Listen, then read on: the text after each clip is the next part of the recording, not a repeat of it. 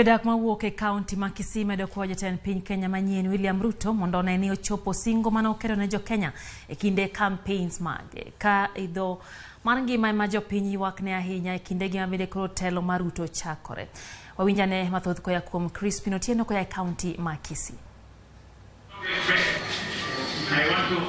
E kaka weche ne chalo e magawa mopogore opogore e kaunti ma Kisii, jogo mane okoyudo thuolo mar chopo e alap ma Kasarani oketo wengegi e wang' jowi magute fuambo mopogore opogore kama ka gine kaka rweko mar jatend Kenya mar abich ne dhi nyime. Moko ne chunygi omoko kaluwore kod kaka duoko yiero nyocha chalo, ka moko bende ne nyiso mor margi e kinde mane Ker William Ruto nochamo muma mar chako tich kaka jatend Kenya mar abich. Kata kamano, jodak ma Kisii nokwayo Ruto mondo rakre kod ngima matek mamedo mana hinyo jo Kenya piny maru. Ruto, vile umeingia tumekukaribisha sana. Sasa tunataka kuona change yenye ulisema.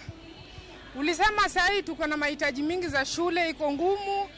Watoto saa hii kama watarudi tena school fee, maisha iko ngumu sana. Hakikishe zile ahadi alitupatia kama wananchi, hakikisha ametimiza, kama vile kupunguza bei ya unga, bei ya mafuta.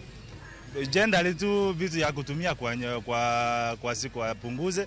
Moko bende koro dwaro ni jatend piny Kenya okete ler chenro mar somo mar CBC ma osebed ka idhiro kod piny owacho mar ker mosewuok e loch Uhuru Kenyatta. Kwa incoming president nilikuwa na mambo mawili. Ahadi yako ulitoa kwa wananchi. Ya kwanza ni CBC. Ulisema CBC itakuwa eliminated. Ndio tunakuomba kwa ishara yako na heshima yako CBC vile ulisema ufanye.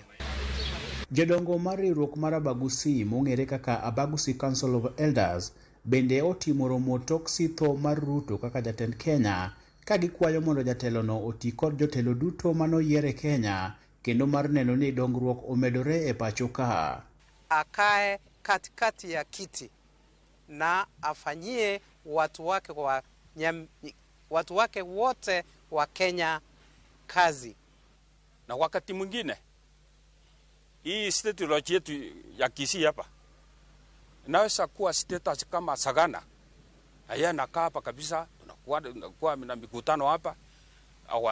Our neighbors kutoka Kuria, kutoka Charuo, kutoka Kalejini hapa karibu.